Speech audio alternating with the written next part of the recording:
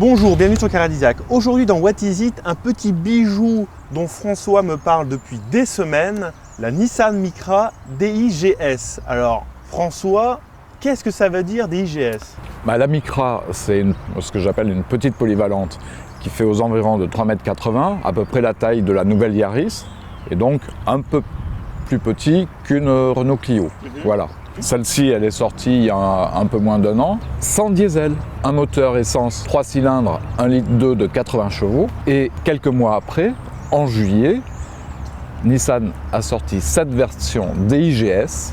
Alors, DIGS, que signifie cet acronyme? C'est tout bête, c'est en anglais, c'est Direct Injection of Gasoline. C'est italien. Et pour le S alors? Et le S, c'est Supercharger, parce qu'il y a un compresseur.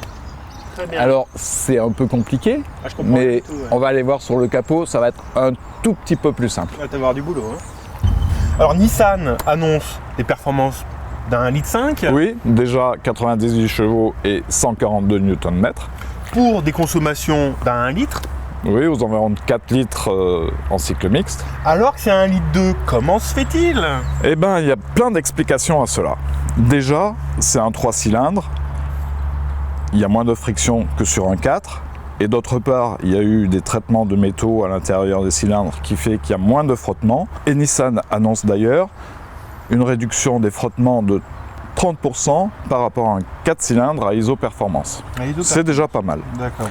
Secondo, ce moteur, c'est un moteur à essence à cycle Miller. Je ne sais pas si tu te rappelles, dans les années 90, des pédales?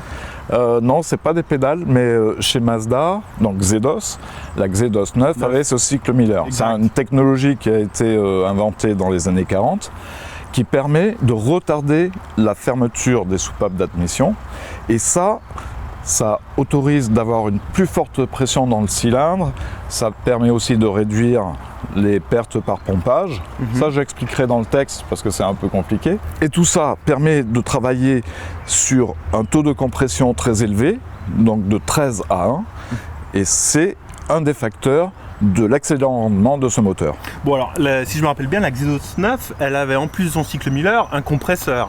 Il me semble bien que Mazda était très fort sur les compresseurs, et là, il y a aussi un compresseur.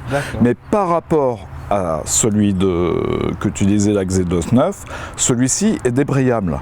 C'est-à-dire qu'en faible charge, où on n'a pas besoin de trop de puissance de couple, là, il est complètement déconnecté, et ce qui explique qu'on est plein de durite partout, entre le refroidisseur et le compresseur lui-même. Il y a plusieurs circuits. Il y a 2 circuits qui sont quasiment séparés.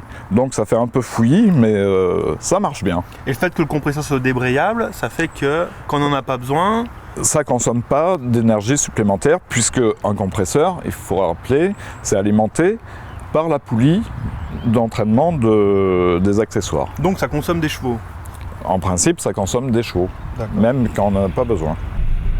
La Micra DIGS est bien la petite polyvalente à essence qui offre le meilleur rapport performance-consommation du moment. Son petit 3 cylindres vivant ne se montre pas trop envahissant côté décibels ou vibrations, et son start-stop se montre dans un fonctionnement assez discret. Nissan annonce 4,1 litres au 100 et à peine 95 grammes de CO2 au kilomètre pour sa citadine. Nous avons relevé pour notre part sur notre court essai 6,5 litres au 100, ce qui en fait la plus économe des petites à essence à la pompe, largement plus frugale que la Fiat 500 Twin Air de 85 chevaux qui nous a valu une moyenne proche de 8 litres. En comparaison de la Micra 1,2 litre de 80 chevaux qui dépasse à peine 7 litres de moyenne, la baisse de conso n'est pas exceptionnelle, mais l'agrément à l'usage de la DIGS est bien plus élevé en raison de sa grande disponibilité à bas régime, le moteur atmosphérique se montrant bien plus pointu. En fait, la seule qui puisse pour l'instant détrôner en conso la Micra DIGS est la Honda Jazz Hybrid, essence électrique, mais la Honda est bien plus chère à l'achat, ce qui peut se justifier par son hybridation, mais aussi par son intérieur plus vaste et modulable, ou par sa finition plus soignée. Reste que le bilan conso n'est pas encore à la hauteur des petites diesels, dont les plus sobres descendent sous les 6 litres de moyenne. Bon alors François, qu'est-ce que tu as pensé de cette Nissan Micra DIGS? Beaucoup de bien. Alors, je commence déjà par les défauts, il y en a quand même. Principalement, c'est la finition, c'est passable. Secondo, Le bruit du moteur, c'est parfois un peu pénible. Et le troisième point qui me plaît pas trop, mais ça se discute, c'est l'esthétique. Extérieurement, moi, j'accroche pas. Ouais. Mais comme pour le reste, elle me plaît vraiment beaucoup. Tu veux me dire que J'achète. Oui. Si, j'achète. Parce qu'un moteur techno comme ça, qui consomme aux environs de 6 litres, et avec lequel on peut prendre vraiment la route, vraiment un usage polyvalent, tout ça pour des prestations supérieures à une Fiat 500 Twin, c'est vachement bien. Et c'est moins cher que la 500 Twin de chez Fiat. D'accord, donc vraiment tout pour te plaire là. Yes. 12 500 € au départ et des poussières. Et un peu plus de 15 000 pour la version Tecna avec GPS et tout et tout. Ok, bien. Dans 15 jours. Hey, salut. Ce qui m'étonne surtout, c'est que Nissan ait mis un porte-pomme de pain sous le capot. Je ne comprends pas. Mais qu'est-ce que c'est? Une pomme de pain. Tour de magie. Pomme de pain.